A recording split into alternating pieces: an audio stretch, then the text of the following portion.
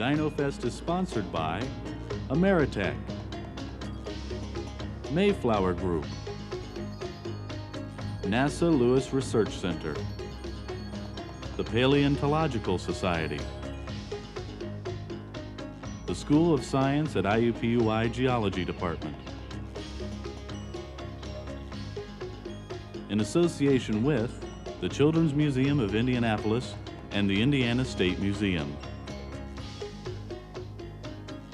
with additional funding by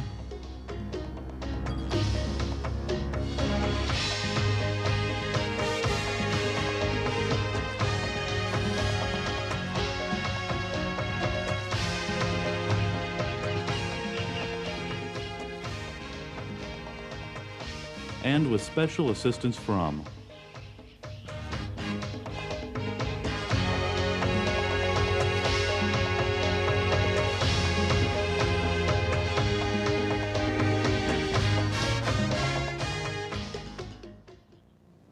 Welcome to Dino Fest. We're here to celebrate the 25th anniversary of IUPUI. More importantly, we're here, or equally importantly, to celebrate the 151 years of dinosaur research in a unique way. Dino Fest is the first celebration of its kind, and we're all delighted to be a part of it. I'm a dinosaur writer and groupie, and we're here among some of the greatest dinosaur researchers and scientists in the world. We'll be hearing from them and doing a great many things in the coming hour, a little more, including hearing from some sixth graders and from all of you in a variety of sites around the country. So let me give you a brief rundown of what it is we're going to be doing today. This program is being aired live as we talk at WFYI Channel 20 in Indianapolis, but it's also being uplinked live to NASA's educational satellite network throughout North America. Among the many sites viewing in remote places, where it's not even afternoon perhaps, let me run down a couple for you. School systems in Robbinsdale, Minnesota, in Washington, D.C. Particularly pleased to hear that Pryor Reservation School in Pryor, Montana is among our viewership. School systems in Cleveland, Chicago, and Detroit. They're all a part of this network. We're going to have 3 question and answer sessions during this broadcast, and we invite questions which will be relayed to me in writing from all of you out there in our satellite network, and also from the 6th graders who are very kindly here amongst us. For those who are asking questions from the theater right here, I ask you to look for Joetta, who I'll have stand up for a moment right now. She's here. Well, she will be here momentarily. And she will come around to you, and if you raise your hand, she'll take your question, bring it forward. So if you wait for her there, she is in the back. All the television and satellite viewers can ask questions of the participants by calling 317-278-7800. The operators will field your calls, and they'll be relayed to me, and in turn to the audience and the scientists here. We also have a live feed going on, and we'll be visiting them several times during the broadcast to the students at John Marshall Middle School who are involved in a dinosaur construction project of their own. And that's coming to us through the Ameritech fiber optic network, and Ameritech is one of the gracious sponsors of this entire event. So that brings me now at last to the subject of this festivity, and that is the central question asked in Jurassic Park. What does Steven Spielberg do with all his money? Actually not. That's the second question on everyone's mind. The first is, can we bring dinosaurs back? And the answer is no. So we could all go home now. However, we can find out an awful lot about dinosaurs by going to the fossil source. And among the things we'll be doing today is we're going to go to the Children's Museum here in Indianapolis and their dinosaur dig exhibit. And we'll have an interview with Jack Horner, one of the world's leading dinosaur paleontologists, who we'll also meet here. And he'll be with the museum's Carol Bartlett. We also find out about dinosaurs by bringing them back to museums and research institutions. And we'll go over to the IUPUI library, where many of these fossils are now housed. The Indiana State Museum curator, Ron Richards, and the Potomac Museum director, Hal Halverson, will be there, and they'll explain some of these fossil finds to you. We also find out about dinosaurs through some high-tech means, and CAT scanning is one of them. We'll look at some CAT scans of fossilized embryos on tape, and then we'll have some of the leading experts analyze and describe some fossil finds through CAT scans of their own. We can put bones back together again. We learn about dinosaurs when we begin to reconstruct them, or try to. And that's where we'll go to the Indiana Public Schools once again and see how they're doing, building their dinosaur. We'll check in with them several times during this broadcast. We can also look for dinosaur DNA in amber. And that, of course, is the theme of Jurassic Park. It's an exciting frontier, and Diane Bellis is here to talk to you about that as well, one of the world's experts on fossils in amber. We can reconstruct dinosaurs' environments, find out the world in which they lived, the many worlds in which they lived. And we do that by studying the plant fossils that are found with the dinosaurs. And last, we can put dinosaurs back together again and make them alive. It cost us sometimes $65 million to do it in Jurassic Park. It's been done a little bit less expensively and rather effectively by the model makers such as the folks at Dynamation. And you'll meet George Callison, a scientist at Dynamation. He'll describe the process by which they put those dinosaurs back together, and you'll see one of them moving as best a human can make a dinosaur move. Let me take you now to the Children's Museum, and we'll just have a paleontologist on hand, Jack Horner once again, to discuss how paleontologists find and dig up dinosaur bones. So let me turn you over to Carol Bartlett. Hi, I'm Carol Bartlett, and we're here at the Dinosaur Dig in the What If Gallery at the Children's Museum with a very special guest, Jack Horner, who digs up real dinosaur bones. Jack, tell us, how do you know where to look for dinosaurs? Well, that's a good question. Dinosaurs lived from about 100 or about 240 million years ago until about 65 million years ago. And when they died in sediments of the same age. So all we have to do to find dinosaurs is go out into areas where the rock is exposed at the surface that's the right age. So if we're looking for a Tyrannosaurus rex, for example, Tyrannosaurus rex lived 65 million years ago. So we would go look for rock that was deposited 65 million years ago and just walk around and hope we found it. What about our dinosaur dig here? Is this what it's really like when you find dinosaur bones? Have we done a good job of recreating that? Yes. This looks a lot like sandstone. And a lot of dinosaurs come out of sandstone. So yes, it looks very realistic. Great. I'm going to help them here in a minute. Good. What about the tools? You have basically the right tools. We usually use metal picks and brushes. In other words, even smaller tools than what the kids are Yes. using here. Yeah. It's a very tedious job to dig up a dinosaur, isn't it? It certainly is. What do you do with the bones once you get them up? Do you take them out of the rock this clean? I mean, how do you do that and get them back to the museum or the place where you want to study them? We clean them as best we can and then cover them with a glue, very thin glue substance, and then cover the bone with paper or tin foil, and then dig all the way around them, not all the way, but partially around it, and lay plaster of Paris, strips of plaster of Paris, wet plaster of Paris, over the top of it, just like a doctor does on a broken arm. And then when that hardens, then you can pick the whole thing up and take it to the museum, and it won't get broken.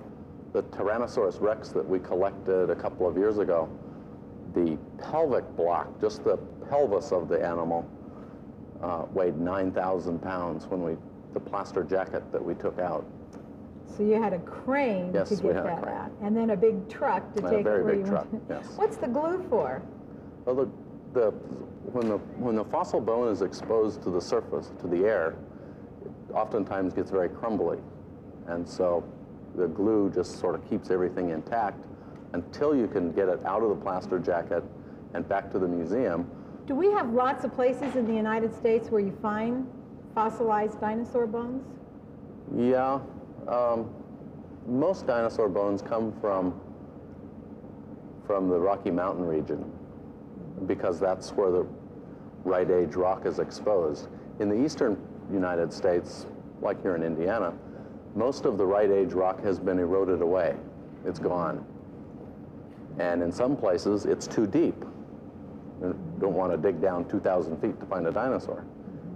So Mostly, right around the Rocky Mountains is where the right age rock is exposed at the surface. So unfortunately, for all the kids who call us at the Children's Museum and think they found dinosaur bones or dinosaur teeth, there just aren't any here, right? Not in Indiana. Not in Indiana. Gee, that's a shame. Well, listen, Jack, would you like to get in and work with the kids a little bit? Certainly. Okay, have at it. Thank you, Lenore and Jack. You may not realize just how rare this is to see Jack Horner actually digging. I know, having been out with him, what he does is he goes and finds a new kind of dinosaur, several specimens, beautiful ones, and then lets everybody else do all the digging while he goes out and finds some more. So he's just making work for everybody else.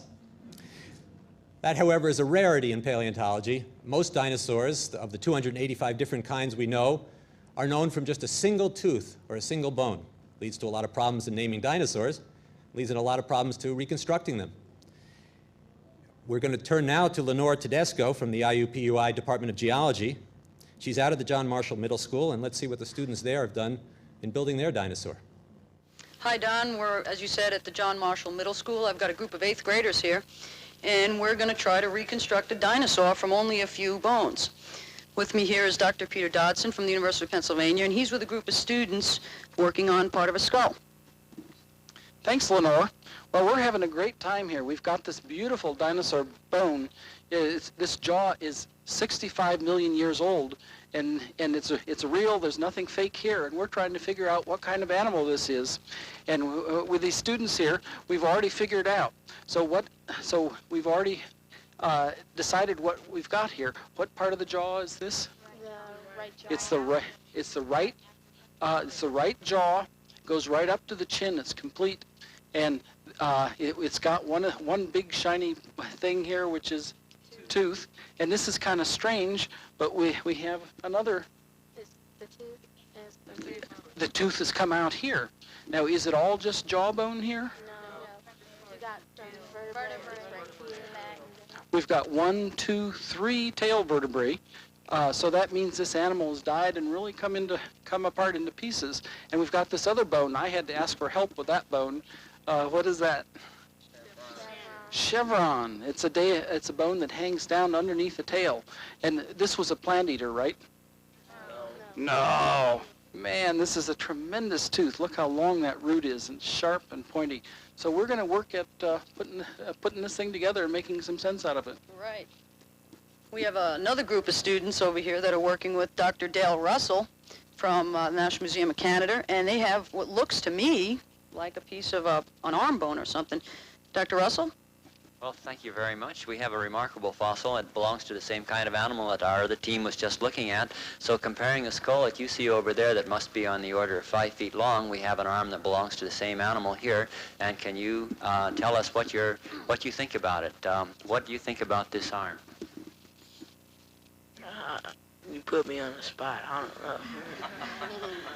Well, what do you think of the claws? Are those the claws of are they like your hands? Or how does it differ from your hands? The claws, the end part right here, is used for clawing at other animals, so they can kill them for prey. So you think this animal is a meat eater? Yeah. That matches with what we saw from the bones over there that have teeth in them of a flesh-eating animal too. What do you think of this skull, of this hand? Well, it's pretty small for such a big animal, but the claws are real sharp. We were just discussing a few moments ago that this animal probably weighed as much as 2 medium-sized elephants put together, and I think that your arm is not much smaller than this arm. So this is, your observation is really interesting. Oh, I'm so sorry. Yes, it's, we've determined that the arm is extremely small. If this was on an elephant, we would think for a big, huge bull elephant, this would be a very small limb indeed. What do any of you see anything in the color of it, or anything in the else in the shape of it that you find is interesting? I'm going to put you over on the spot now because they put me on the spot. It's brown. I didn't think bones would be brown. Well, that's true. This one is stained probably with iron minerals. It's been buried a long time. Sometimes when the bones are on the ground, they turn white. They bleach in the sun, so they look white then. But actually, those bones contain real tissue, the breakdown components of material that was in the dinosaur when it was alive. So when we study those amino acids that are left in it, we can tell sometimes too whether it's a herbivore or a carnivore. Anybody want to count your fingers and comment on what you see there in front of you? Well, I only see 2 fingers, and they seem kind of crooked. That's a very good observation. The crookedness of the fingers goes way back deep into the ancestry of dinosaurs, and it appears in the very first ones, but this one is among the very last ones, and it only has 2 fingers. The most primitive dinosaurs start out with about 4, so this one is another very advanced dinosaur with a very small hand, and it only has 2 fingers in it. We didn't know until a dinosaur was found in Canada about 1910 that Tyrannosaurus actually had 2 fingers, because the original type material of Tyrannosaurus did not have two fingers. Well, what do you think, what are your opinions on how this group is going to handle this reconstruction job? I think the group's going to do very well. They've already studied about dinosaurs at the beginning of the school year. They studied Jurassic Park for an entire 6-week period. They've drawn dinosaurs, and they've done a really good job. So they're really kind of enthused about the entire thing. Thank you very much. We'll see how this one goes. Okay, Don, we're going to keep working here and see what we can come up with, and take it away. We'll come back in a few minutes.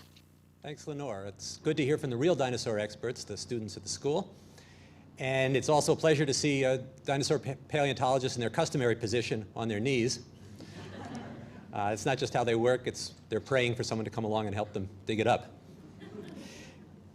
You know, Peter Dodson, one of the fellows you met there, has compiled a fascinating statistic that tells us how many dinosaur bones there are in museums all around the world. And it turns out that there are only, in all the history of digging up dinosaurs, 2,100 good skeletons of dinosaurs in museums all around the world. That's all we have to know dinosaurs. So the fossils are to be treasured by all of us. They're hard to come by, they're hard to keep, they're hard to put together. And to illustrate that for us with some beautiful specimens right here at the museum at IUPUI is one of the organizers of Dino Fest, paleontologist Don Wohlberg. So let me bring you to Don. Hi, Don. This is Don Wohlberg with Ron Richards, not at the IUPUI Museum, but the IUPUI Library, which oddly enough appears to have become a museum. Ron, what do you think about all this? This is really a spectacular event. What we have are fossils from all different time periods from around the world. And we've got, not only that, but we've got the experts here that have described these and are really cutting-edge experts in understanding dinosaurs today. In Indiana, we're kind of hampered. We don't really have dinosaur-bearing strata. We do have big mammoths and mastodons and things, but these really aren't dinosaurs. So this is a great opportunity for people in Indiana, central Indiana, really all of Indiana, to move to the center of Indiana and learn about dinosaurs, see reconstructions of these big beasts, see large fishes, mammals, everything reconstructed here, and to be able to talk to the experts. A tremendous event here. One thing that is sort of in my mind nowadays, when we talk about the environment and the world and this and that, I think what people lack often is sort of a global time perspective. And if you look at the vastness of time on Earth, and you look at humankind has been here a very small part of this time, and yet we're undergoing such rapid changes. We're sort of changing most of our natural habitats today into human habitats. And so it might lend somebody an attitude that maybe we shouldn't do this much. Maybe we don't have to restructure the entire world for just humans alone. So I think this time perspective can help in the long-term stewardship of our planet. And I see that as being a good value for everybody. Ron, we've talked about the kinds of displays here. Are there any displays that are actually from Indiana? You bet. We've got in the lower level, actually in the upper level, we have a lot of our large undersea crinoids, animals that flourished in Indiana. We have mastodon, skulls, and mammoths, quite a bit in the lower level, so please come in and see them. Wonderful. We're going to now show a tape of how we put together this huge hadrosaur behind us.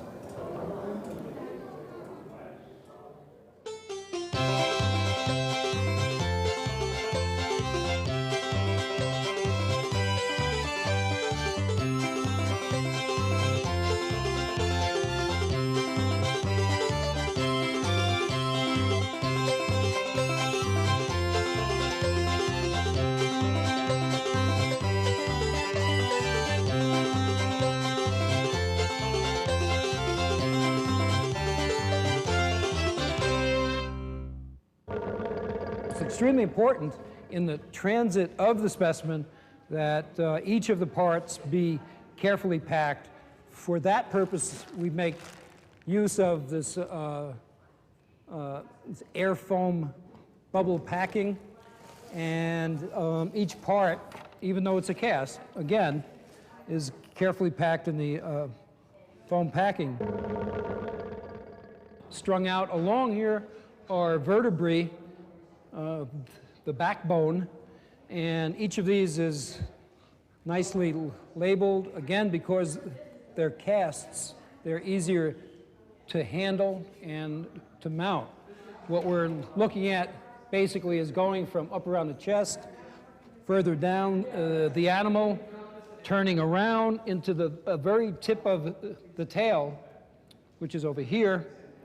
The skull will mount up there at the tip of those two vertebrae in this string. So you have a good idea for how long the entire mount actually is. Stretched out, this will be about 23 feet. What we're trying to accomplish here is arrange the skeletal parts in the appropriate manner so that the right pieces are attached to the right pieces. Don, are these real?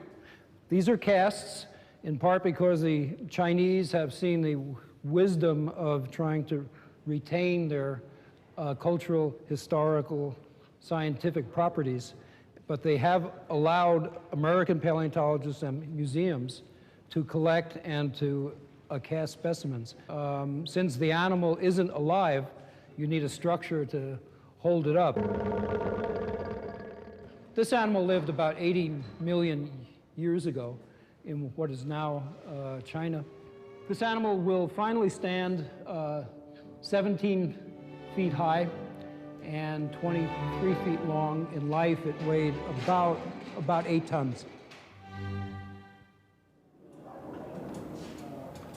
We're with Hal Halverson. What's behind us, Hal?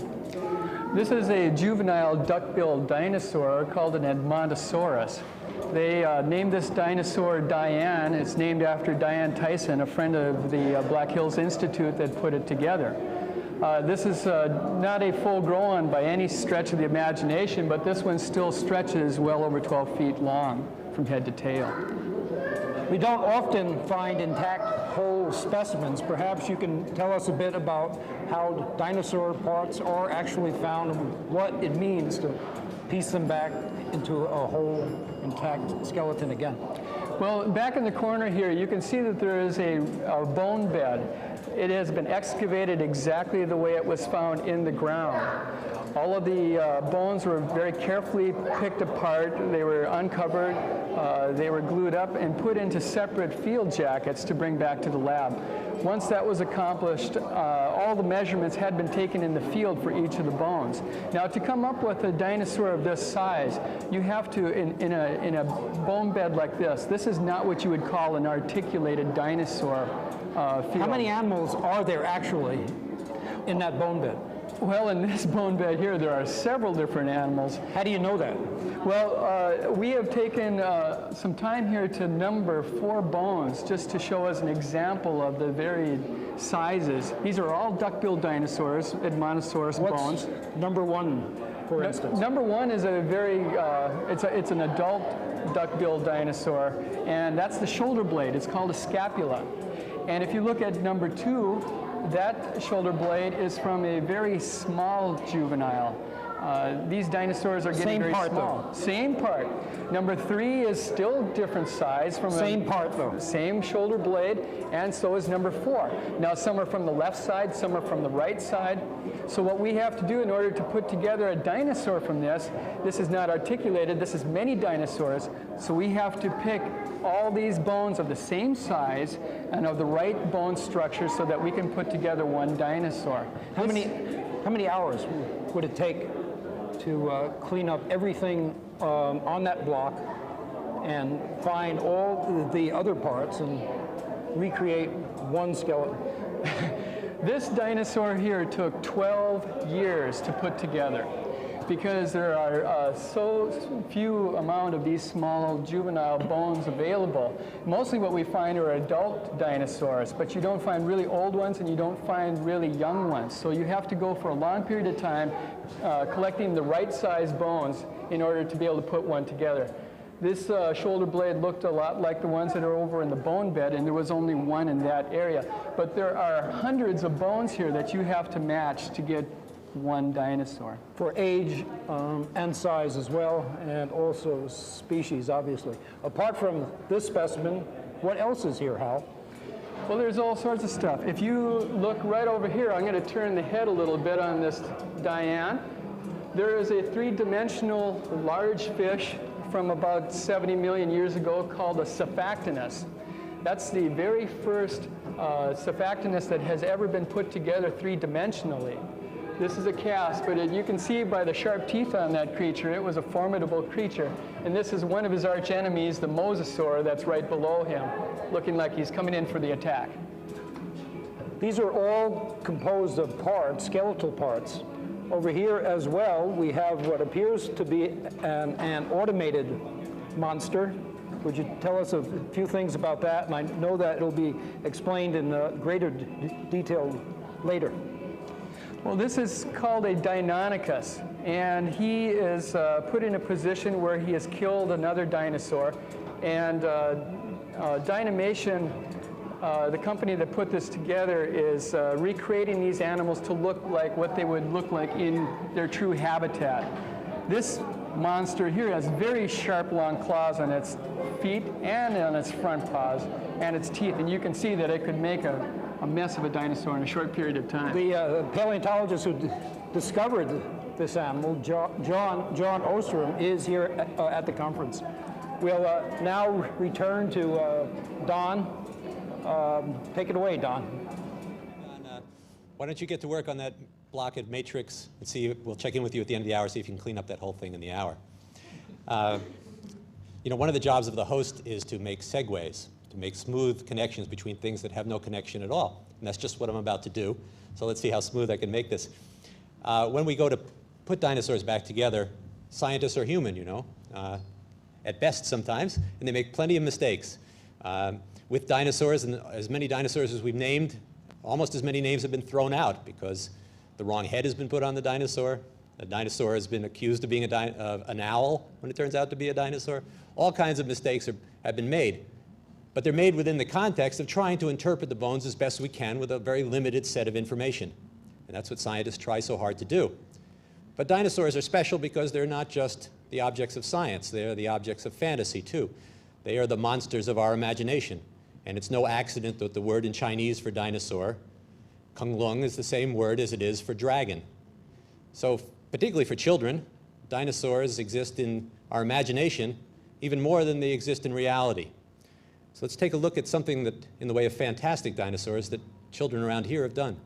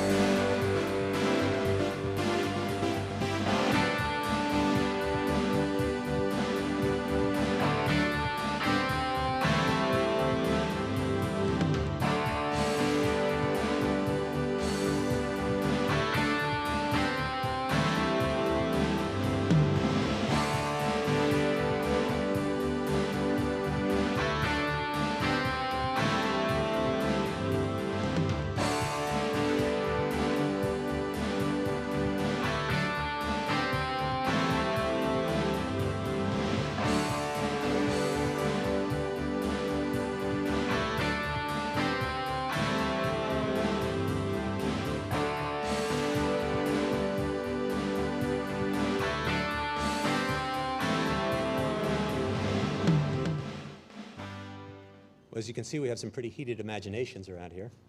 We fortunately have an expert on hand to interpret these, and you can relax, it's not a psychiatrist. Instead, it's Peter Larson, and Peter has excavated the most complete Tyrannosaurus rex ever collected, the infamous Sue, a subject of some nightmare, at least for Peter these days. And Peter is the proprietor, the president of the Black Hills Institute, and he's got some of the drawings right here with him to interpret. Peter. Well, as everyone knows, dinosaurs are for children, for those of us who never grew up. We call ourselves paleontologists. The interesting thing about dinosaurs is that they were really monsters that once lived. So we like to use our imaginations, just as we did when we were kids, to try to think of fantastic things. And some of these drawings are really neat and really interesting. And we have one here, if we can see it, where the dinosaur has 2 heads and 3 legs. And one here, where we have 4 legs and 3 heads. And another very interesting specimen here, where we have multiple heads and multiple legs. Now, one of the things that we have to do as scientists is restrain our imagination a little bit, because we're limited on how we reconstruct dinosaurs into what things are possible. Dinosaurs with more limbs than 4 would be something that was really unusual and really irregular, because they come from animals which only had 4 legs. So we sort of have to restrict ourselves to reconstructing dinosaurs with 4 legs and only with 1 head. Now, we could have a dinosaur with only 2 legs, as we see some dinosaurs in the late Cretaceous, like Tyrannosaurus, actually had reduced their arm to something very small and possibly could have lost that arm in the end. But we're sort of restricted as to how we can interpret these animals, so we unfortunately can't make dinosaurs with 2 heads. Thank you, Peter. Well, you know, we can only make politicians with 2 heads. One thing to point out, we see in many of these drawings that's a little different from what scientists know to be the reality, is that we picture a lot of things living in this dinosaur world, and indeed they did. Things that flew, things that were in the sea, the pterosaurs in the air, and the plesiosaurs in the water. But those were not dinosaurs. And if the dinosaurs were here, they'd be saying, please get us right. We're the ones that lived on land. We're the ones that walked with our legs underneath us. Those are the dinosaurs. And of course, they're all gone, with the exception of their direct descendants, the birds. I'm going to open the floor for questions, both from our satellite audience and from you here in the audience here. But let me first of all introduce our panel, which is something I didn't get around to doing before. And I'll do that with a comment that was made by President Kennedy long ago. He had his cabinet together, all the great politicians and educators of his time. And he said, we've never had such a distinguished, talented group of people together at one dinner since Thomas Jefferson dined alone. Well, it's a particularly appropriate comment here because Thomas Jefferson was one of America's first great paleontologists. And we have some of today's great paleontologists right here at this table. You've already met Peter Larson. Sitting next to him is Philip Curry. Dr. Curry is the world's expert on meat-eating dinosaurs. He's perhaps the only person in the world who can identify any dinosaur, meat-eating dinosaur, from a single tooth. Maybe we'll put him to the test today. Next to him is Bruce Rothschild. You may have read about Bruce as a dinosaur doctor in Discover magazine. He is a doctor, a medical doctor, but with a particular interest in fossils. And he looks at dinosaur bone and unusual dinosaur bones that show dinosaurs had arthritis and cancer and all kinds of other injuries and diseases. Jack Horner, sitting next to him, you've already met on tape. Now you see live. Jack perhaps needs no introduction, but I'll give him one anyway. He is he is a model for us all because he never graduated college. And yet he is one of the world's foremost dinosaur researchers. And Jack has discovered the first dinosaur eggs in babies found in North America. He's done very important research on duck-billed dinosaurs, on the evolution of all dinosaurs, and he's responsible for excavating the second most complete Tyrannosaurus rex ever found. Seated next to Jack is Diane Bellis. Diane is a geochemist, an expert on fossils in amber, now does policy work in Washington, D.C. And seated at the end is a graduate student, Jody Smith of Jack Horner's. Jody is a self-professed computer nerd. We would call him computer whiz. He's a fellow who specializes in morphing, as he'll describe and show to you later. He has a unique talent for bringing dinosaurs back to life and mixing them with dinosaur scientists. I'll leave it there, and we'll see how that happens. So let me take first some of the questions that have come to us already from the satellite. As we're doing it, Joetta will move among you with her microphone. If you have a question here, raise your hand.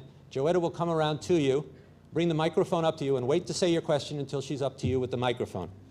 So let me throw a couple of the questions that we've gotten here out to this group and see what they have to say. Robbie from Fishers, Indiana says, how dinosaurs were born. So let me ask Jack, how dinosaurs were born? That's a very good question. Dinosaurs hatched out of eggs. That's how they were born. Elisa from Danville, Indiana says, who made dinos? Jack, I think this follows up on the earlier question.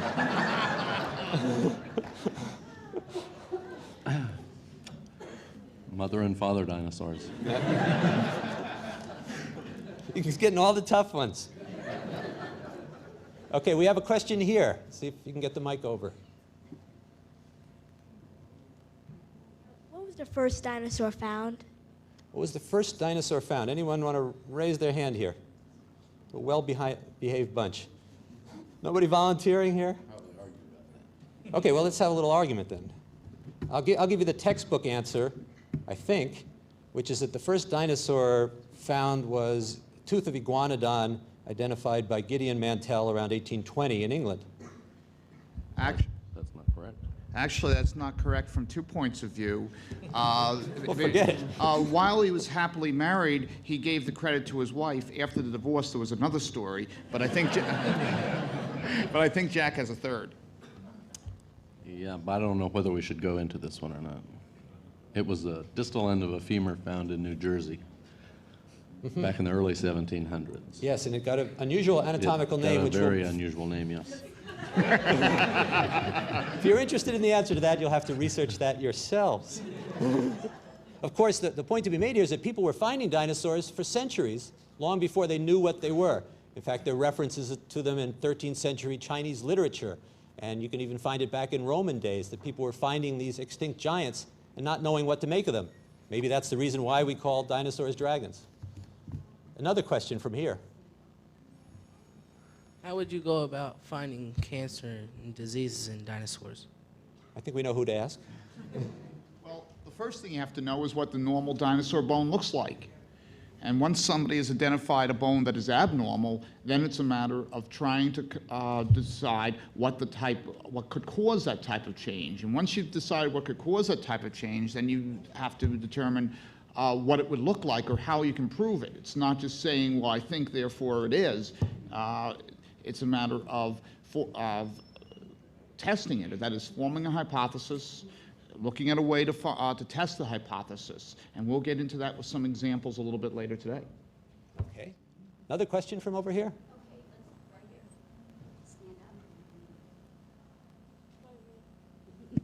She changed her mind.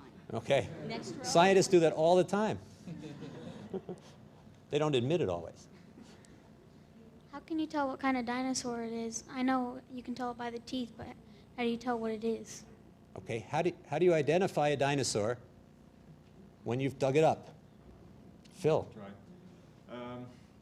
It's almost like identifying human beings. Very often when you look at humans, or if you look at a dog of a certain breed or something like that, they all look the same initially, but as you get familiar with them and you understand them better and better, then you start to recognize that there are differences. And it's the same with a lot with dinosaur bone. When you get a lot of experience, you can go out in the Badlands and you can see that the leg bone of a duck-billed dinosaur looks very different than the leg bone of a Tyrannosaurus.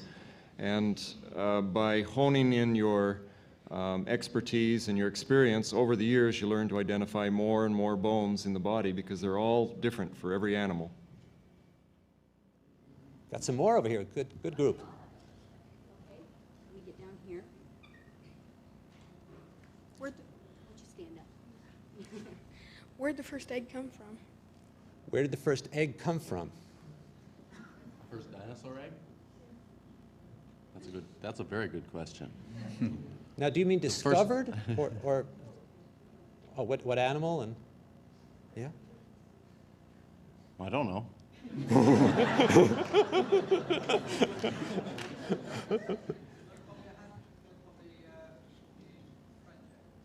Okay, we're getting an answer from Terry, who's an expert on dinosaur eggs and preparing them. If you all could turn a camera back to Terry for a moment. He's come all the way from England to answer this question. A dinosaur that roamed Europe, and it laid its eggs near Marseille. What was it called? Come on, somebody, help me out here. Okay, we're talking about Hypsilosaurus eggs. Hypsilosaurus, that's right. Right. Sauropod eggs, a big four-legged dinosaur, laid a fairly good cannonball-sized egg. Terry's answering a slightly different question than you asked, but he's doing a good job of it, which is with the first dinosaur eggs ever discovered. And they were discovered early in the 20th century, I believe, in southern France. I think Jack's been to look at them. And the first nest of dinosaur eggs was found in Mongolia by the real Indiana Jones, Roy Chapman Andrews, in 1924, I think. And we're just beginning to really figure out who laid those eggs. Yes? Stand up, please. Have you ever had any problems trying to find what the dinosaur was? Let's ask Peter about that. To find where a dinosaur was, it takes a lot of library research and trying to find, as Jack mentioned when he was out at the Children's Museum, that you have to know what age of rocks to look in. And a lot of times we can find a fragment of a dinosaur, a little piece of a dinosaur down on the wash with a cliff face in front of us, and we have a very difficult time sometimes tracing that piece back to where that came out of the hillside and trying to find that dinosaur. There are a few fossils that I go back to and pick up little pieces on the ground every year, but I can never find exactly where it's coming out. So sometimes it's very difficult to find where that fossil is coming out of the ground. Yes? Here from Pryor, Montana. Do you want me to go ahead and ask it? Or do you Sure, go ahead. Okay, this is from Travis in Pryor, Montana. How did they find the DNA and RNA to make Jurassic? Okay, let's try this one on. Bruce, you want to try? Well, Jurassic Park, the expert was sitting next to me, but the theory was that it was taken from a mosquito that had allegedly, or from an insect that had allegedly bitten a dinosaur. Well, whether what's found in the mosquito represents the last meal, and if the last, or another biting insect, if that last meal happened to be a dinosaur, there might be some degenerated or disrupted DNA left. And the hypothesis was that you could make up a dinosaur from that type of material. Well, were it so, I'm not sure we'd really want to. I have enough trouble working in the basement of the Museum of Natural History looking at the Tyrannosaurs over my shoulder, much less wanting to clone one. Right, it's a complicated question. Actually, we'll get a little more evidence during this broadcast when we talk to Diane about things found in amber, and we talk to Jack and others about DNA found in bones. Right now, we're going to have to cut short this question session, but I remind people there'll be 2 more, so you get a chance to ask your question then. And please keep sending in your questions if you're at a remote site. Right now, we're going to switch us all over back to check up on how the students at the school are doing in putting their dinosaur together. Hi, Don. We're back at the John Marshall Middle School, and actually we're making a lot of progress. The students have decided we're working with a T-Rex skeleton here, and they've drawn quite a lot of it. We have many groups of students, and they're working in groups. We've got one group working with Dr. Dotson, working on the skull, and they've come quite a long way. Got another group working on the vertebrae. Dr. Russell's working down by the leg, I guess. And we've got our artist Joe Lippman working with a group of them on the vertebrae. Joe, you want to tell us how you're doing? Yeah, we're doing real good. We've got the whole T-Rex, and like I say, everybody's working on a different section of the T-Rex. We're coloring in the hip area and coloring the femur and some of the other bones different colors to differentiate them. We've got the whole tail laid out. What are they working on down here? These guys are working on tail vertebrae and the chevrons in the tail. So With the scaling, you got all the scaling what we want? It's scaled pretty close. We started off with the skull, with a 4-foot skull, and scaled the rest of the animal to the skull. So these guys know what they're doing as far as scaling goes. We know that the femur is the same length as the skull, and the ilium's the same length. So we've got those basic things done, and now we're trying to get all the bones laid out here and filled in and colored in. How you guys doing? Pretty good. Got it almost fully colored in. You know how many vertebrae are supposed to be in the tail here? 46. Yeah, that's right. All right, well, looks like Okay. we're doing real well. Let's go check on what they're doing over by the skull. Thanks, Joe. We'll come over here and we're going to talk to Dr. Peter Dodson, and geez, they've done a great job with the skull. Good artwork, and what have you got here? Well, what do you think, Lenore? Are you frightened yet? I wouldn't want to meet up with them. Well, we're doing real well here. We happen to these guys are really prepared. They've studied, they've read Jurassic Park, they've studied dinosaurs. We came up with this nifty model, which is helping our work just a little bit. One thing we are concerned about is how many teeth was the right number. What was the right number of teeth? 15. 15 teeth. So we've got 15 teeth drawn in here, and where's the eye? The eye's right there, and we got these other openings. Where's the nose? Yeah, so, and what did we decide this thing was for? We had to redesign this. Part of the two opening, it was all backwards, so we had to return it around because it's something, I can't remember. And it had two openings, so we had to redo it to make the two openings the right way. And that's where the muscles that close the jaws ran from there down to the lower jaw, and you can bet those muscles are strong, do you think? So we're real happy with the way this is looking now. We're right proud of our work. You're right proud of it. All right. Well, good. Any other? So what else you got to do to finish up on the head? You need to. You got the neck all attached on there, and the vertebrae in the neck going right? Well, I think connecting the skull to the neck is just about the next job to do. So one end is going to meet the other. All right, well, that's great. Let's just wander over here and see what the folks working on the leg are doing. We'll come over. We sort of abandoned the arm for a little while, but I guess we'll get back to that in a minute. And Dale, we got the femurs going pretty well? Yeah, the femurs about done. We're looking at the stomach line now. We've talked a little bit about the cubic boot here serving as a tripod for these animals. We've discussed the possibility that tyrannosaurs crouched in wind-blown fallen trees and sat on their pubic boot, and with the eyes on top of their head, which the other team is working on there, they could look above the brush and see what's coming up for dinner. Ah, so they were basically hunting then, stalking things that are walking by. Yeah, we don't think that he was nearly as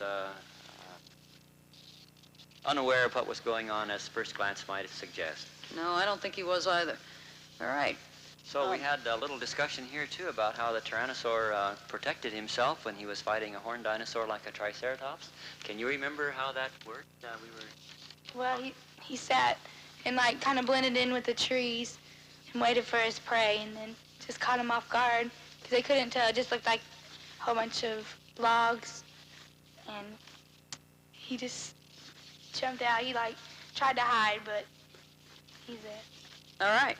Well, Don, we're going to keep on working, and I guess we'll see you again in a little while, and hopefully by then we'll have a finished dinosaur, or at least be a heck of a lot more close. Take it away. Thank you, Lenore, and good luck to you and the students. You're doing a great job, and to Peter and Dale as well. You can see how tough it is to put a dinosaur back together.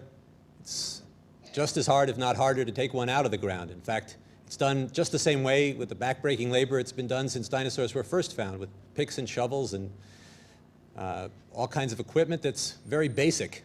So it's a very low-tech science in many regards.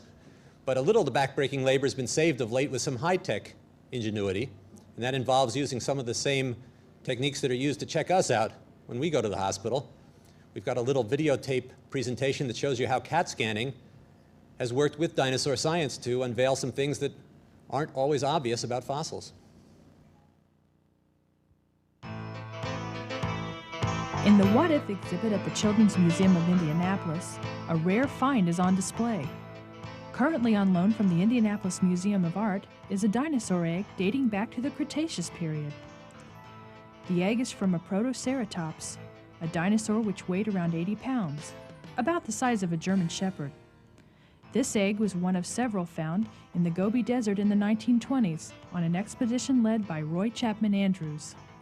Oh, the history behind this one is wonderful. The American Museum of Natural History in the 1920s did an expedition to the Gobi Desert in Mongolia. And what they were actually looking for was the history of mankind. They were looking for early human remains. And they were also looking for any fossils they might find. Fortunately, they found the dinosaurs.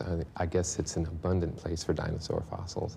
And no early human ancestors there. But now we know their origins in Africa. But they found the eggs. In fact, that was probably the most spectacular thing that came out of that expedition. They just happened to find a cache of several eggs. Roy Chapman Andrews led the expedition and came across a nice little nest area. They were laid in a circular pattern. And in fact, the animal that these come from, it's Protoceratops andrewsi, so it's named after Roy Chapman Andrews. And we happen to be lucky that IMA, the Indianapolis Museum of Art, has been very cooperative. They've loaned this egg to us. In fact, they originally got it from Roy Chapman Andrews' widow. It was a gift to the IMA, and the collaboration between the two museums has been great. And that's why we're able to show it. Through a cooperative effort between the Children's Museum and Indiana University hospitals, the 70 to 85 million-year-old egg was carefully packed and taken to IU Hospital's radiology department. Here, sophisticated imaging technology was used in an attempt to get a glimpse into the Earth's ancient past. Associate Curator for the Children's Museum, Dallas Evans, explains what they hope to find with the use of the CAT scan. Well, to be honest, if I were basing my ideas on reality, just a gray mass, probably very little, because dinosaur eggs with embryonic material is pretty rare. On hand to observe the arrival of the egg at University Hospital were a group of 6th graders from Indianapolis Public School number 61. Prior to its arrival at the hospital, the egg was placed in acid-free tissue paper and bubble packing. To prevent staining of the egg's surface by skin oils, cloth gloves were used to remove and place the egg on the scanning table. In charge of the scan was Dr. Ethan Brownstein, Professor of Radiology and Adjunct Professor of Anthropology at IUPUI. We have some experience in working with Egyptian mummies, but this is probably the oldest thing that we've CAT scanned ever, and it's certainly the first dinosaur egg that I've CAT scanned. We're now putting the egg into the scanner, and we're going to do a preliminary X-ray of the entire egg just to see where we can localize to do the best scans to see if there's an embryo inside. We're going to be comparing these images with previous images obtained of dinosaur eggs, not on CAT scans, but of plain radiographs. In this particular egg, we're actually able to see some of the shards of broken shell which have been pushed into the middle of the egg by whatever shattered the egg to begin with, as well as seeing the stony matrix inside. We saw findings similar to those which represent a real embryo in another egg, but since this is a matter of limited experience on my part, I can't conclusively say whether we found one or not. But certainly we found enough to suggest that there might be an embryo in this egg, and we weren't even really expecting that. Everybody thinks in terms of CAT scans and X-rays in hospitals just for medical imaging, but I think this is a tremendous example of the use of imaging technology for other scientific or intellectual endeavors, whether it be Egyptian mummies or whether it be dinosaur eggs.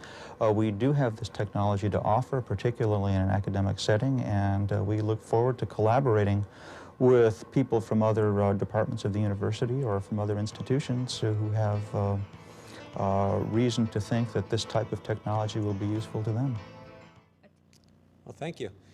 We've got the good fortune to have two scientists who've pioneered the use of this technology on dinosaur eggs, and they are the two scientists who first discovered dinosaur eggs and embryos in North America. Jack Horner, of course, and Phil Curry.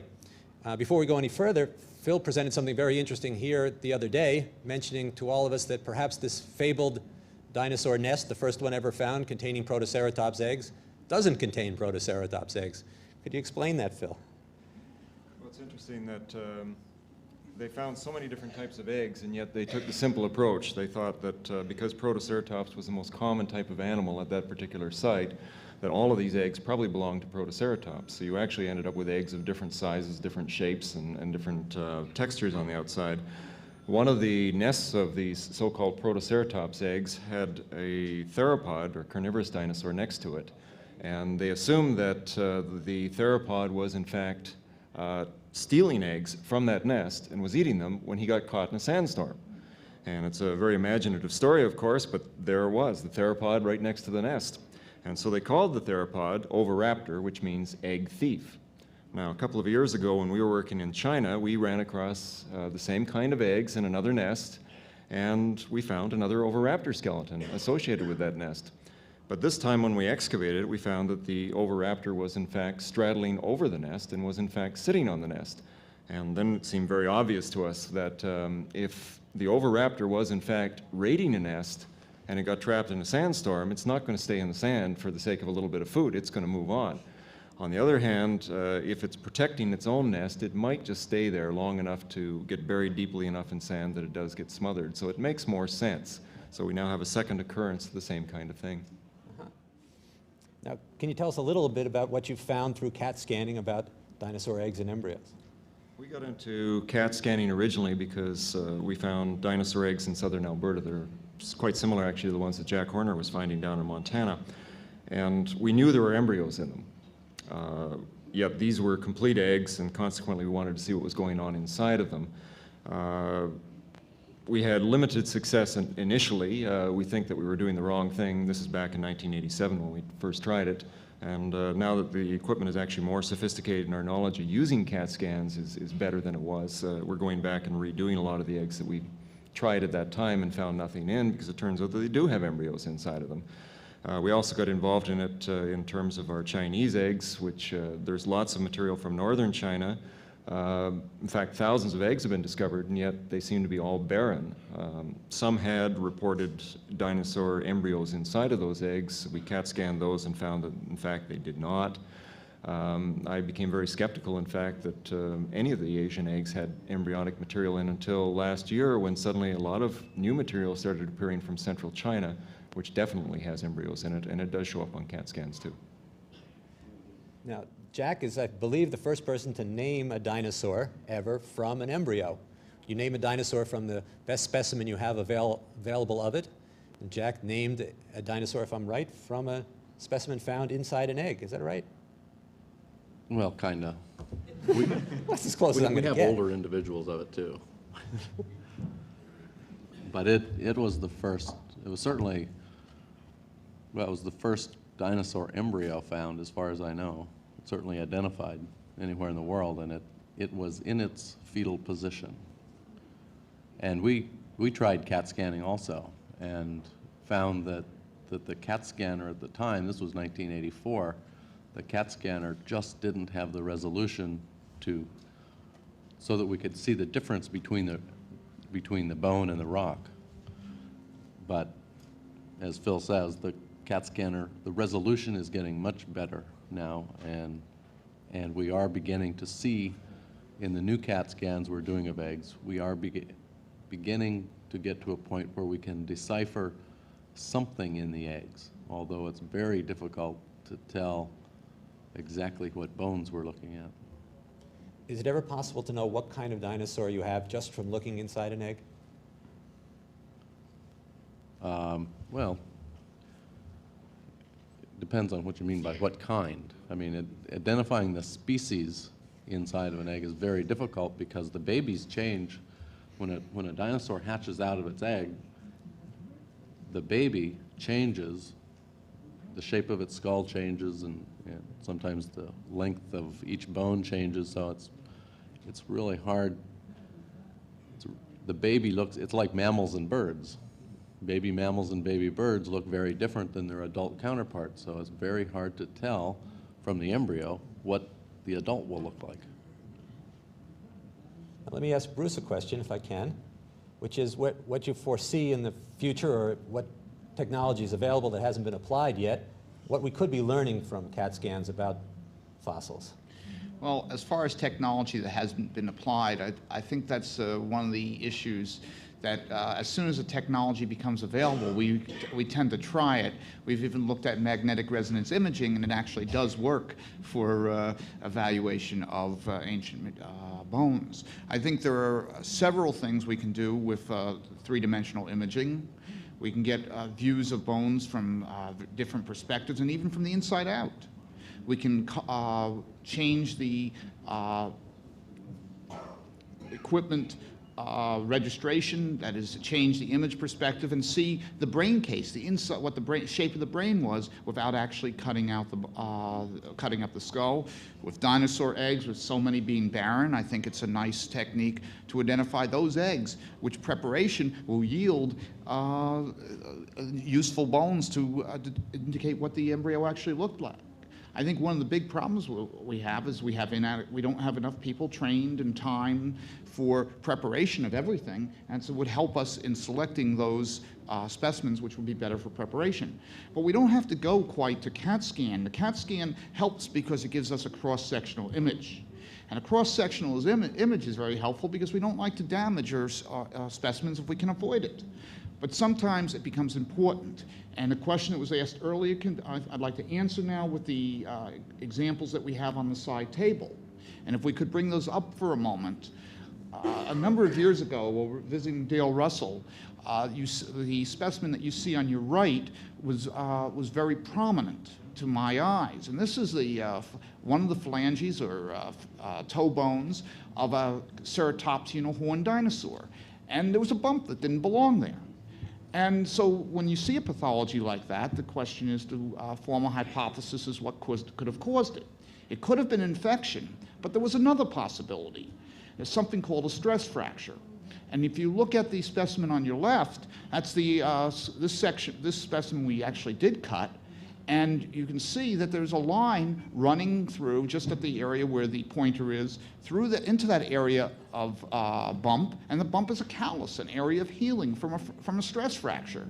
Now, this is on the hind leg of a horned dinosaur, and I guess he kind of threw a temper tantrum for whatever reason and started stamping his foot. And if you do it over and over again, sometimes you get a stress fracture. Well, in looking at this, you start seeing, not only do you see the fracture, but you start seeing independently the shape and size of the bone. And we realize that the bones that are coming out of the ground 65 million years old still have intact tissue structures. And if we could have the photograph, what we will show you is something that I find really phenomenal, and that is the histology. The actual appearance of the bone hasn't changed. It's still there. Even the tissue is there biochemically, immunologically, which you'll be hearing more about. But more importantly, when we look at a thin section of the bone, we start seeing something very, very interesting. And in the pictures that you'll be seeing in a moment, the picture on your right is a dinosaur. This is courtesy of Claudia Barreto, and this is some work that she's done looking at the ends of bone where joints occur, the articulating surfaces of bones. And here she found very interestingly that the shape at the top, and this is electron microscopy, and the shape at the top looks identical to that on the left side of the film, and at higher magnification, the same is shown in the bottom frames. Well, the question is, what is a dinosaur, and what is it related to?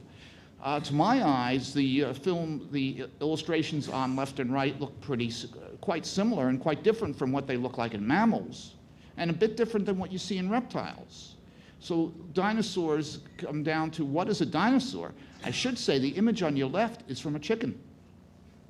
And so if you're going to say, is this information for the birds?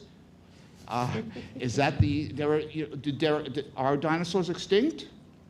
Well, those who are joining us for the Dino Fest tonight may be dining on one of their relatives. Back to you, Don. Thank you, Bruce. We learn an awful lot about dinosaurs even without the aid of CAT scans and microscopes. And it often takes just some very talented detective work. And there's a great story that comes to my mind, but it came first to the mind of Jack Horner. and that has to do with Maiasaura and his discoveries about one particular dinosaur and its social behavior, all from analyzing a nest and the dinosaurs that lived in and around that nest. I wonder if I can ask Jack to... Well, what do you want to know? I think a few of us don't know all that you found out just by looking at that nest. Well, there was actually a lot of nests. What we were able to find was a lot of nests on a single horizon, on what appeared to be a single time horizon, and these individual nests contained either eggs, up to 20 eggs or so. Some of the nests contained baby dinosaurs, which, with some of them, we could see would fit back in the egg just barely. So they were probably very close to ones that had just hatched out of their eggs. And we found other nests that contained babies that were larger than what would have hatched out of the eggs. And initially, when the discovery was made, it was suggested from the evidence that the baby dinosaurs may have actually been altricial and stayed in their nests and actually been cared for. And later on, we were able to get information that substantiated that. But the baby dinosaurs that we found, the hatchlings, were about 18 inches long, and the larger individuals in the nest were about 3.5 feet long. So it looked like the baby dinosaurs had stayed in that hatched out of their eggs, about 18 inches long, and grew to 3.5 feet while they still remained in the nest. And of course, if they're in the nest, the suggestion would be that they did not get out of their nest and go somewhere, get food and come back, that they actually were brought food. And what I believe, the evidence that actually substantiated this was evidence from their knee joints. We actually took thin sections again, looked at those, what we call epiphyseal surfaces, the actual kind of bone at the end of their joints, like at their knee, and found that there was tremendous amounts of calcified cartilage. And when bone grows, it starts out as cartilage, and then calcifies, and then ossifies, and becomes the bone that we know now. Calcified cartilage is not very strong, and an animal, if their bone is all calcified cartilage, can't really walk. And we see that kind of bone in altricial birds. If you ever look in a nest, you see like robins or something sitting in their nest. You never see the baby robins hopping up and down and jumping around and going for walks and stuff. They just sit there. And they do that because they can't go anywhere. And it appears that the baby maiasaurs had the same situation. They really couldn't get up and go anywhere. So it seemed to be pretty good proof that the baby dinosaurs were fed by their parents. Now, after they were about 3.5 feet long, their bone ossified, and they were able to leave the nest. And then, of course, we have further evidence to suggest that at least the duck-billed dinosaurs and probably the horned dinosaurs as well all lived in some kind of social group after the nesting period, that they actually traveled in gigantic groups. There's sitting here in front of me, these odd-looking things right here are dinosaur eggs from China. And I understand that some of them have actually produced embryonic remains, and the embryonic remains appear to be theropods or carnivorous dinosaurs, possibly even some kind of tyrannosaur. Very interested in seeing all the CAT scans that come from this stuff. It is the oddest shaped egg I've ever seen, and real interested in knowing how the dinosaur gets itself wrapped up in here. Well, by the way, these are among the biggest dinosaur eggs ever found. This is as big as a dinosaur egg gets. And when you think about how big dinosaurs got, as big as this auditorium in some cases, they had to grow awfully fast and awfully big from a fairly small egg, even though that is a pretty jumbo AAA job there. There are actually some eggs from South America that are quite a bit larger than this, very thick-shelled. Really? But look, to be about 1.5 gallon volume, which is a pretty good size egg. Yeah, so omelets for everyone here. I'm going to switch the subject a little more to something else found in Jurassic Park, and that is amber. In Jurassic Park, of course, this becomes the source of rebuilding dinosaurs. But amber itself can tell us a lot about, and the insects within the amber tell us a lot about dinosaur environments, about the world as it once was, even if it doesn't bring back a dinosaur for us. This is a subject of considerable research on the part of Dr. Diane Bellis, and I'm going to ask her to take it away and tell us a little about her work. Thanks. Amber is just fossil resin. You've all seen pitch flowing out of a pine tree. As it comes out of the tree and is exposed to the air and to the sunlight, it starts to harden. It polymerizes the small molecules that make up the more liquid resin, start to connect to each other and make long chains and then cross. As it drips down the tree trunk, it can pick up whatever organisms might be climbing up the tree, and things can fly in it with the wind, dust, pollen, tree parts. I think over on the side there we have a couple of insects that have been stuck in the amber as it came out. That's a cricket. By the way, these specimens were loaned to us by Sue Hendrickson, thankfully. They're just exquisite. The tissue in this resin has become the subject of a great deal of research. There's another insect over there. The insects, in some cases, you see that are stuck in the amber, you can see damage. They've probably been half stuck in and half out, and predators have come and chomped on them while they were there. There are also cases with small lizards, frogs. Once the whatever's going to get stuck in the resin is stuck, sometimes the tree will produce more resin and trap air or water. The resin then probably, we're not sure why some of it gets preserved and why some doesn't. Some of it, that has to do with the chemistry.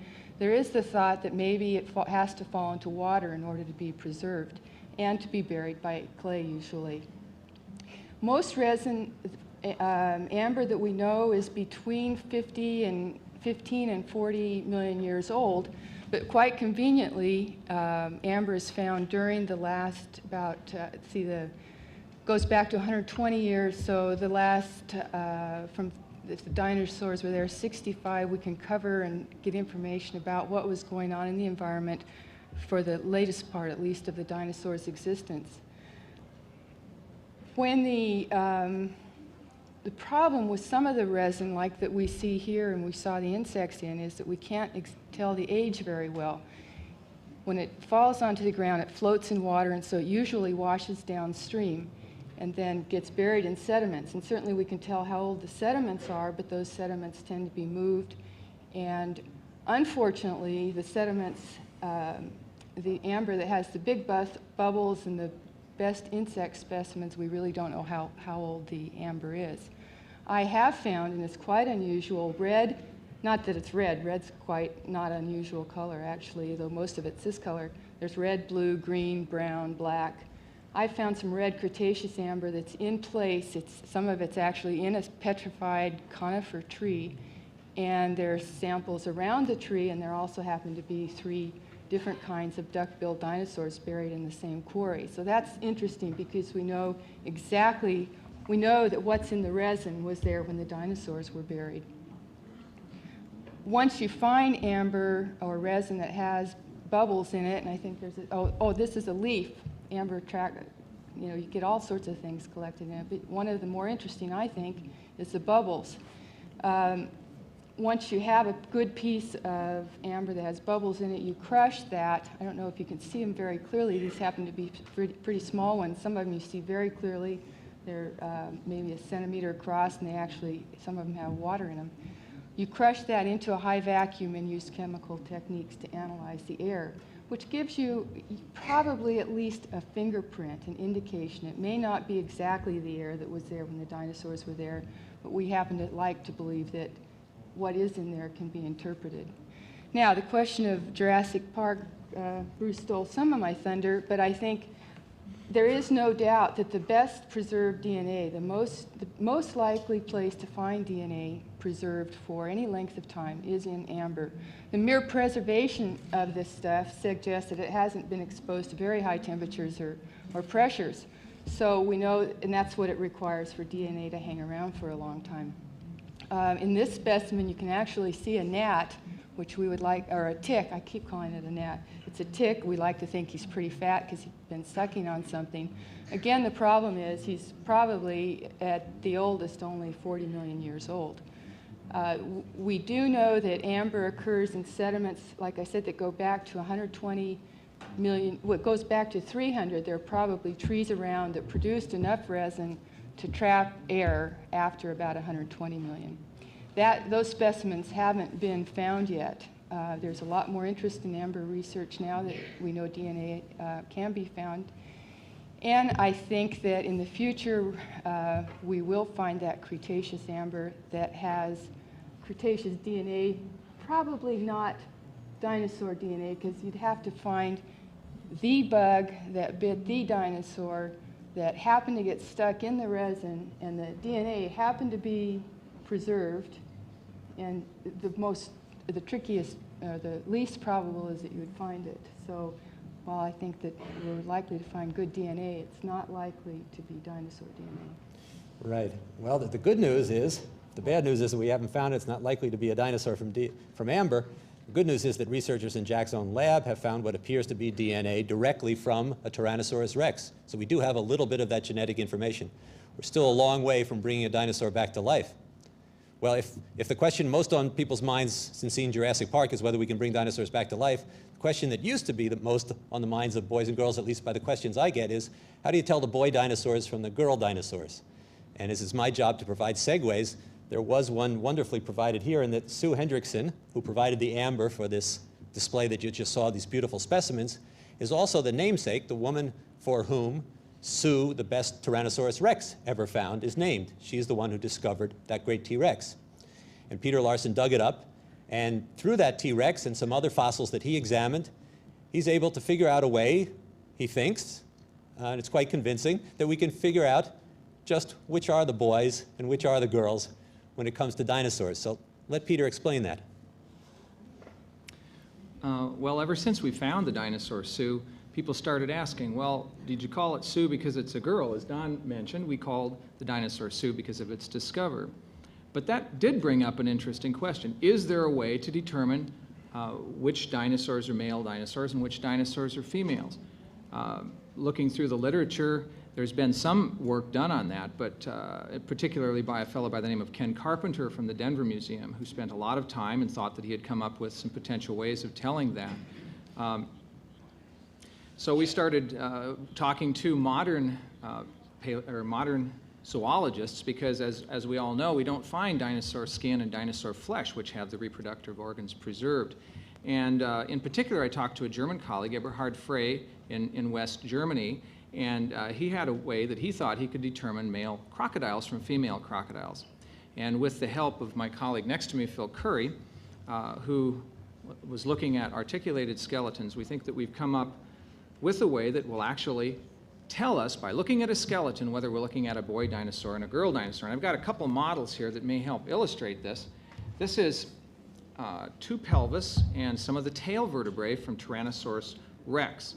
The one on my right is a model after Sue, and the one on my left is a model after the Tyrannosaurus rex that was collected by Jack's group at the Museum of the Rockies.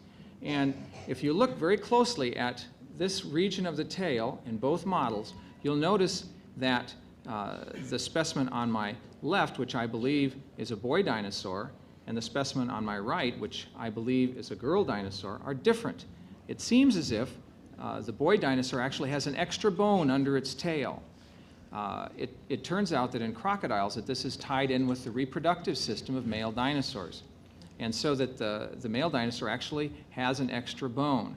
And we think that we have been able to demonstrate that this is going to work with dinosaurs. And our hope is to see a lot more specimens to see if we can tell then now, not just from a whole skeleton, but even from individual bones, what's the boy and what's the girl. Interestingly enough, it turns out that the female Tyrannosaurus rex is much larger and much more robust than the male. Sort of like birds of prey, like eagles, where the female eagle is much larger than the male.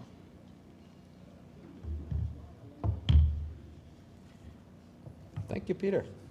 We're going to make a total switch here to something equally interesting and quite different, and that is Jody Smith and his work. Jody does something called morphing. If you watch commercials, you've seen people transformed into other people, cats turned into cars, and you can also turn things into dinosaurs and vice versa, as Jody will demonstrate.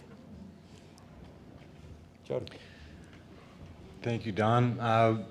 Probably the most useful purpose that we have for morphing right now is, as we've talked about earlier today, we don't have very many dinosaurs specimens available.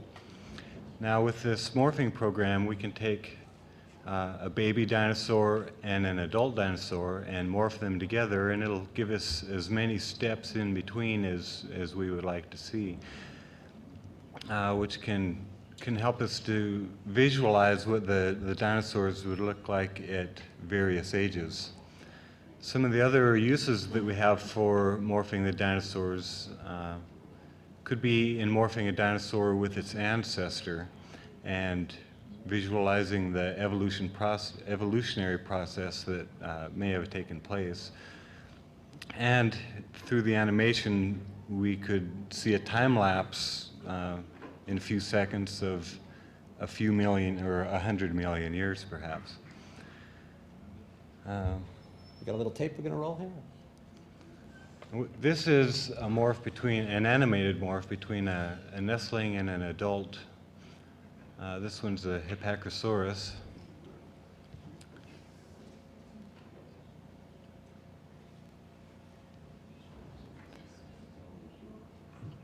So you can see that the nestling is quite a bit smaller than the adult, and there's some drastic shape changes that take place during the morph.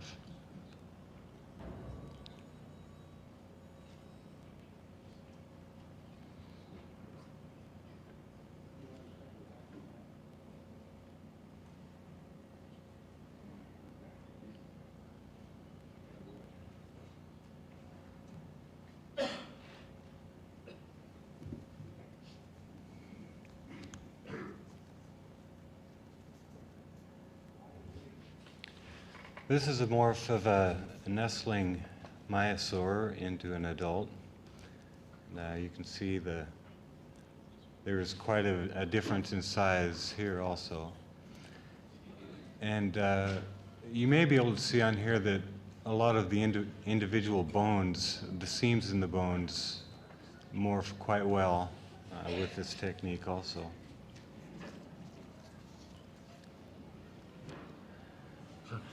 This one is, sorry, Jack, I should have warned you about that. This is, I decided to see what would happen if we morphed a mammal with a dinosaur.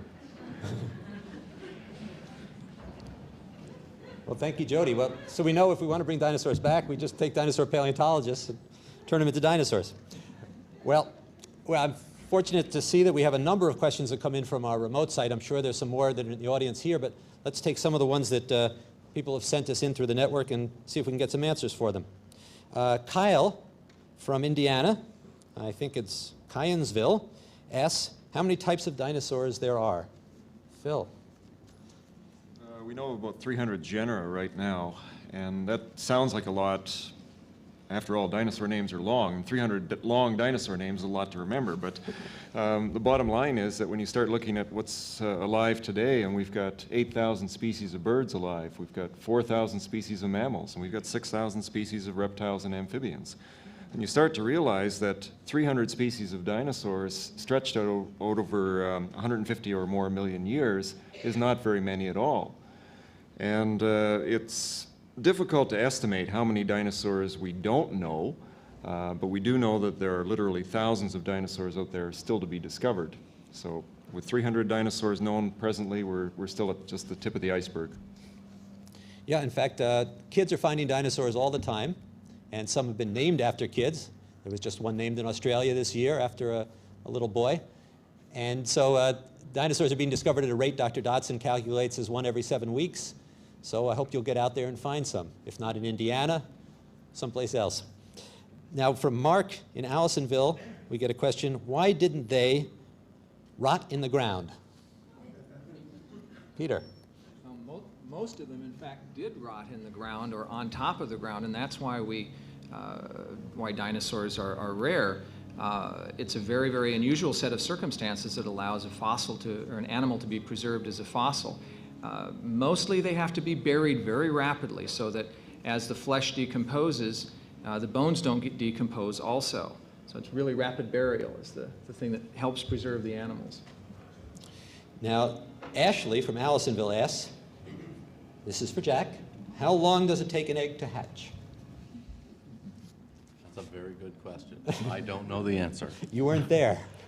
The incubation period of dinosaurs is not known. And as far as I know, we don't really have a very good way to figure that out either. Now, you do have a pretty good handle yourself on how fast some dinosaurs grew once they got out, right? Well, we think we can. We certainly have ways we think we can figure out how fast they grew, right? The Maiasaur, 18 inches, hatching out at 18 inches, we believe, grew to 3.5 feet in about 3.5 to 4 weeks. So they grew at rates equivalent to birds. But the incubation period actually was probably pretty short. The eggs are relatively small, certainly for the size of the animal. And obviously, the shortest period of time in the nest is the best. You want to get out of there for some reason? If you're a dinosaur, you want to get out of that nest? Well, you want to get up, you want to grow as fast as you can. And as long as the parent dinosaur has to take care of the eggs, obviously the eggs are in danger from predators. We have any questions from the folks over here? Good. Right here. Oh, she's been waiting a long time, too. Yes, she has. If the dinosaurs were born funny, like if they had a crooked back or something, would you be able to tell if it was a dinosaur or not? Absolutely. Yes. In fact, one of the baby Maiasaurs in a nest that we have actually had a deformed foot. And if you've ever seen the story Maya, which is a children's book, there's actually a reference to crooked leg in there, and that is based on a real specimen. Maya is written by Dr. Jack Horner and James Gorman, published by Running Press. I don't get a royalty, I'm sorry. Further questions, yes? At what state did you find the most dinosaur bones at? At what state did you find the most dinosaur bones at? Okay, at what state? We could have an argument here. What state are the most dinosaur bones found at? Anyone want to try that one? Is it a state? No, we're a province, so. We've got a Canadian and American here, you remember that? There's certainly a lot of riches anywhere in the western states and provinces of Canada and the United States, so it depends very much on how much badlands exposure you have and how much effort you put into finding the dinosaurs. Certainly in Canada, and one of the richest sites anywhere in the world for that matter, is Dinosaur Provincial Park. And there are places in Dinosaur Park where you can't walk without stepping on bone. Probably in the United States, the state which has produced the most dinosaurs is Montana, but that's mostly because Jack Horner's out there looking. There's South Dakota now is producing a lot of dinosaurs, and North Dakota, and Colorado, Utah, Wyoming. Traditionally, Wyoming has produced many, many dinosaurs. If you have sediments of the right age that were produced on land, we can find dinosaurs there, and we just have to get out and look. And there's a lot more dinosaurs than there are dinosaur hunters. We just have to get more good dinosaur hunters. I think that the statistic I saw in the book called The Dinosauria that scientists use is about 35 states out of 50 or even more now have produced dinosaur remains. So there's a good chance wherever you live, there's a dinosaur somewhere around there. Yes? In Indiana. Except India, right? How fast can a dinosaur run? One more time. How fast can a dinosaur run? Anybody hear that? How fast can a dinosaur run? Okay. How fast can a dinosaur run? The theropod dinosaurs are the fastest ones. We guess that from two lines of evidence. Number one, if you look at the hind legs of the dinosaur, you can calculate how long the individual segments of the legs are. That is, how long the lower leg is compared to the upper leg, and how long the foot bones are. And then you make comparisons to modern animals like an ostrich. And if you have something like an ostrich mimic dinosaur, it's built much like a modern ostrich, and we think it can probably run almost as fast. The other line of evidence is looking at dinosaur trackways. And dinosaur trackways, where you have left foot, right foot, right foot, and so on, you can measure the distance between the footprints, and using a formula that was developed by a fellow in England and some modifications by other people, you can actually calculate approximately how fast those dinosaurs were moving. Now, the fastest dinosaur so far is from Texas, and it's going at about 40 kilometers per hour, but you have to remember that that's across soft mud. And you never run your fastest across soft mud, so we think that even that dinosaur had capabilities of going much faster. So we think that the fastest dinosaur ran somewhere between 40 kilometers per hour and maybe 70 kilometers per hour. Okay, remember that Phil is speaking Canadian, and in American that's 25 miles an hour or faster. And actually the fellow who figured all that out is an Indiana researcher, James Farlow. And he's one of the world experts on footprints and dinosaur speed. So when you see in Jurassic Park and they say that dinosaurs moved as fast as cheetahs, well, the evidence doesn't quite show that. We've got a lot more questions and a little bit more time for them later on in the broadcast. Right now we're going to check in with Lenore and see how the people who are working hard while we're playing are doing. Lenore. Hi, Don. Well, we're back at the middle school, and as you can see, we have an excellent-looking dinosaur. These guys are really good artists. What we've done now is we've finished up our T-Rex for the most part. They're putting some of the final touches on it. And I think the fun part is they've actually added on flesh. They fleshed it out, as the artists call it, and they've turned our skeleton into a real dinosaur. And the science of paleontology has come a long way with the addition of artists helping them actually flesh it out. And thank God we had an artist here today to help us proportion it all. And this is Joe Tippman, and he's going to talk about what he's done with some of his models. Joe? Thank you. These are some of my models here. The skeleton is based on the Tyrannosaurus Rex, nicknamed Sue, from South Dakota. And I started with the skull. And when the skull was finished, I scaled the rest of the model to the skull. The kids and I talked about scale when we started laying out this T-Rex, so they know something about how that works. And we scaled this drawing basically the same way. We started off with a 4-foot skull and tried to scale quickly the rest of it to that. And I think we did a pretty good job, or these guys did a pretty good job. One of the things that artists do in working with paleontologists is we add flesh to the bones or to the skeleton, the skeletal models, and try and show people, scientists, what the dinosaur really looked like. And in doing that, we have a lot of study to do. We have to study where the muscles were attached to the bones. We have to figure out how to calculate how big they may have been, how bulky they may have been.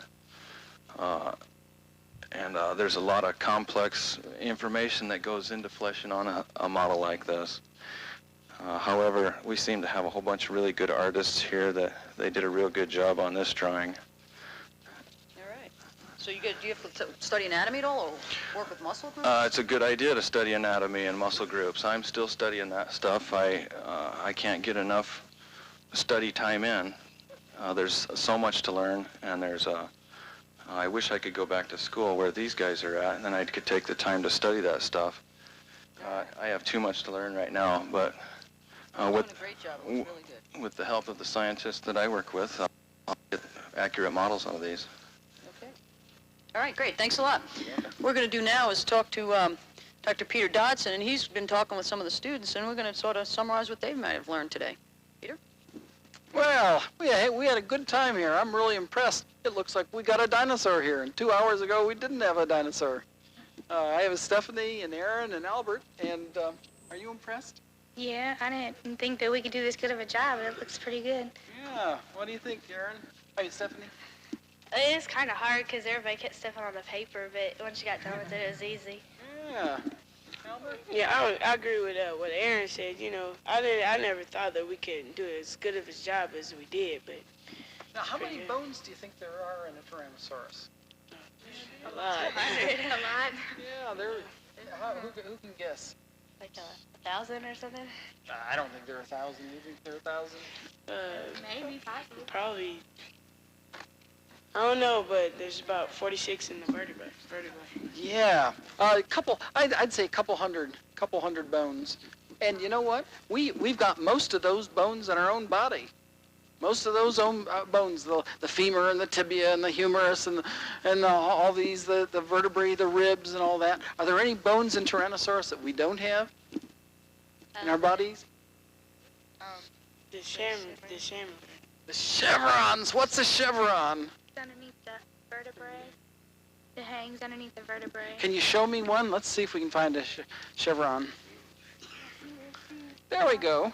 Yeah, those are the bones underneath the tail. Of course, we don't have a tail, so I guess we don't have chevrons. Stephanie, what part of the dinosaur did you work on? I looked at the tail. All right. Come on over here and tell me about the tail. What's interesting about this tail? What surprises you? It has 46 vertebrae, and I didn't think a tail had that much vertebrae. It's pretty long, isn't it? You know, some dinosaurs had 80 vertebrae in the tail. Oh. That's a tail. So Tyrannosaurus is a bit of a wimp here. Yeah. Aaron, what did you work on? I worked on the hind leg. What's good about the hind leg? Well, the hind leg is really small. They're not very long. So it's kind of interesting how it holds up as big a body as the Tyrannosaurus Rex has. So it holds a lot of weight because the hands doesn't really do much for holding the dinosaur up. Yeah, that's right. It was all on two legs, wasn't it? Yeah. What did a Tyrannosaurus weigh? Oh, about 2 elephants. 2 elephants, yeah. Two medium-sized elephants, 6 tons, 12,000 pounds. And, of course, part of the time, Tyrannosaurus was only in one leg, wasn't it? So that's amazing. Albert, what did you work on? Well, I worked on the skull part over here. The skull has a lot of holes in it. That way, you know, the dinosaur wouldn't be as heavy in the front because the hind legs had to hold up a lot. So it had 15 teeth on the top and about the same amount on the bottom as the top. And that's on each side, so it would have been 60 teeth altogether. Yeah, around there. And those teeth are big, aren't they? Look at the size of that. Oh, yeah, Wouldn't want one of those sticking in you, would you? Oh, no. Oh, no. Well, we did a great job with this. I'm really impressed with how we went from nothing to something. I couldn't have done this, but with this nice group of artists here, we really did a good job. Okay, great, Peter. Well, thanks, everybody here. These guys are really great artists. I'm impressed. I didn't think we could do this. And like any good work of art, our artists here went and signed their picture. Okay, well, thanks a lot, Don. I guess we're finished here, and unless you guys have some questions for us, we're going to send it back to you. Thank you, Lenore. You did a great job, all the students there, and clearly you taught Peter and Dale some things about dinosaurs.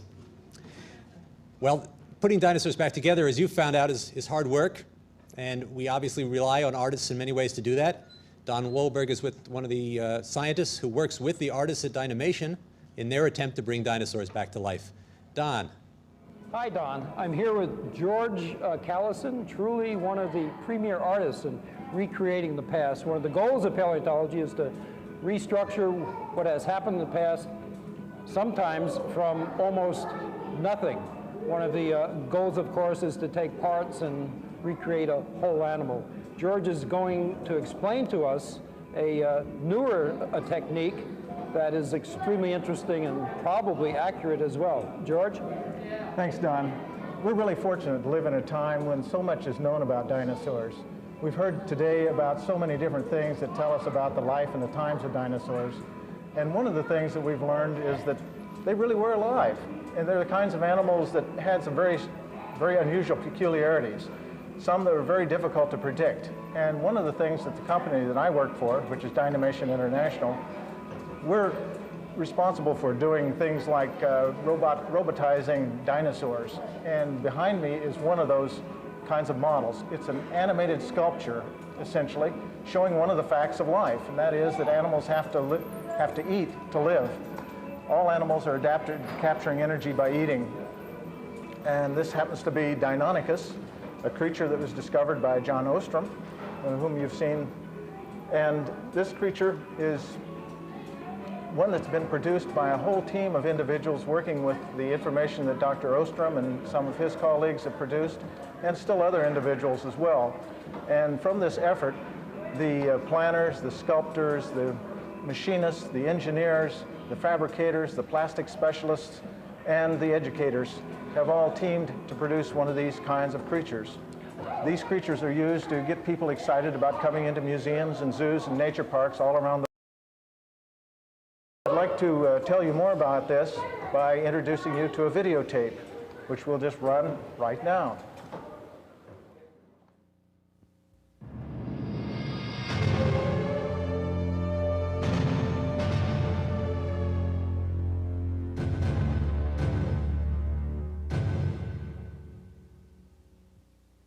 Hello, I'm Dr. George Callison. I work as Senior Science Advisor at Dynamation International, the people who built the wonderful robotic dinosaurs in this exhibit. A lot of people ask me about the process of building a robotic dinosaur. To be honest, it's kind of hard to explain. That's why Dynamation has put together this short video that brings you into the Dynamation factory to see how we bring these prehistoric beasts to life. You'll see and hear Dynamation's own artists and engineers taking you step by step through this exciting process. Join me now as we go behind the scenes to see Dynamation's dinosaurs alive and in color.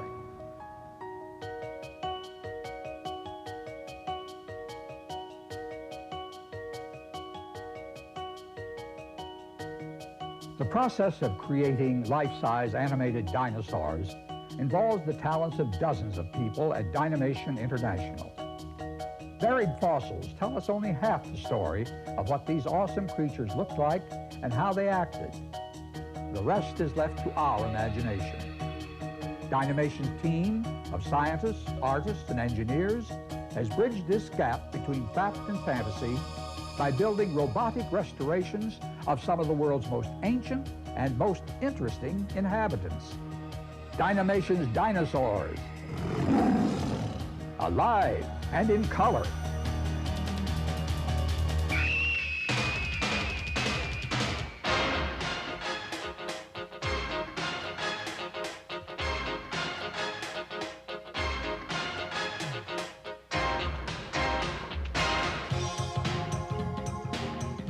Dynamation has always started with the original documents, that is the bones.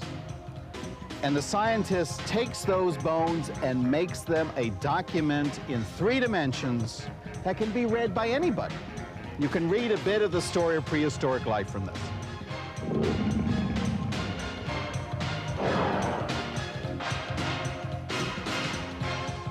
I have to keep in mind that this sculpture has to function as a robot. It must be scientifically accurate. I have to bring it in on time, and I still try to dig deep and come up with something that's unique every time.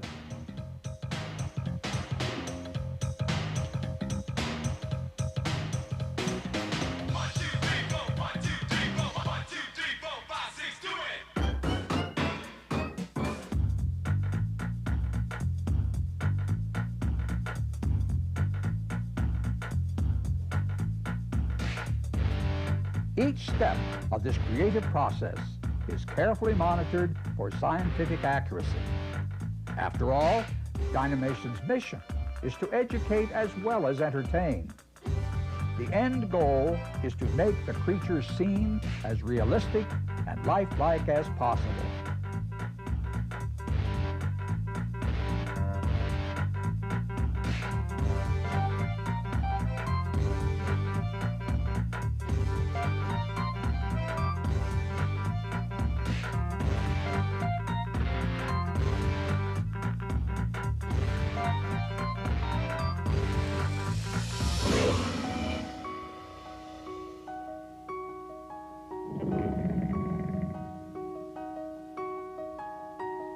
I think it's important to realize that our final product is a result of a lot of teamwork, a lot of creative people bringing a lot of different skills, yet each one of these people is concerned about building a high-quality product.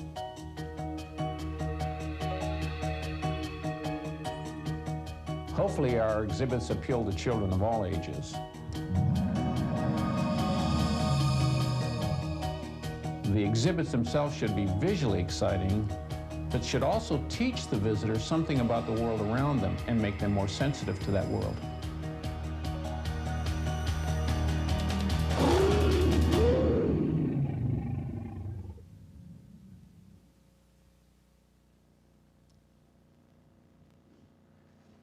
thank you all for that presentation. I should point out, in the sense of fair play, that Dynametion's goal and that of other robotic dinosaur makers is to educate, entertain, and to make money, which they do very well.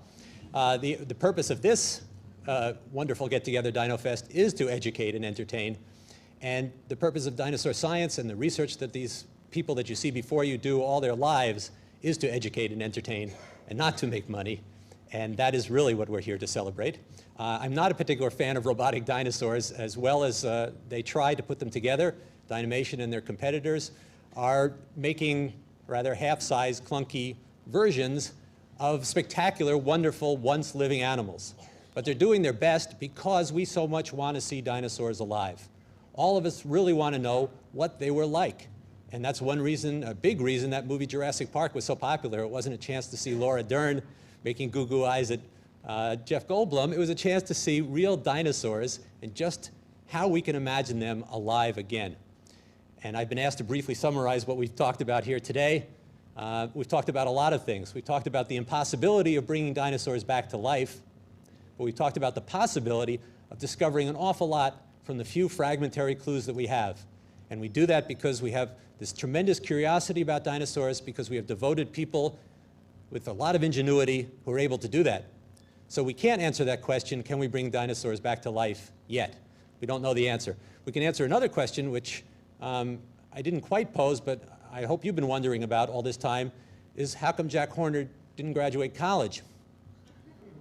And the answer, putting him on the spot, the answer is clearly not that he wasn't smart. He's a very smart fellow. It's not that he wasn't hardworking, because he's a very hardworking guy.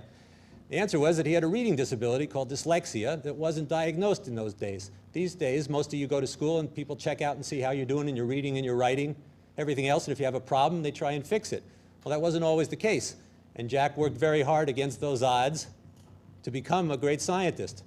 And I think one of the lessons to take away from here is that there's a lot more to be found out about dinosaurs or whatever else interests you, and that you have the capacity to make that happen. You can make it happen in school, you can make it happen on your own, and you can make it happen right now in your lives. And I hope you'll come away from this get-together with not only a new interest in dinosaurs, but a new interest in what you guys can find out for yourselves. We have a lot of questions to answer here. We're not going to be able to answer them all. We're going to try and take some more from here and from the remote places, but you're going to have to go out and find the answers yourselves in the end. So that's what we hope you'll do when you leave here. Let's start with one question before I get to some more from the audience that's come from a long way. And now, having picked on Jack, let me reward him, because this is a question from Pryor, Montana. Travis wants to know, what is the first dinosaur, and I guess he means the earliest dinosaur, that we know about? Is that a Eoraptor? Eoraptor? Will we all agree on this one? Eoraptor. Okay. That's a hard question, because it depends on how you define a dinosaur. Well, how do you define a dinosaur? Well, I can't do that. People keep changing their definitions. If you want to find an older dinosaur, all you have to do is redefine it.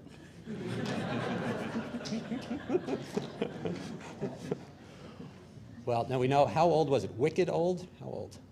What? How old is Eoraptor? What is it, 235? 235, 240, somewhere. 235.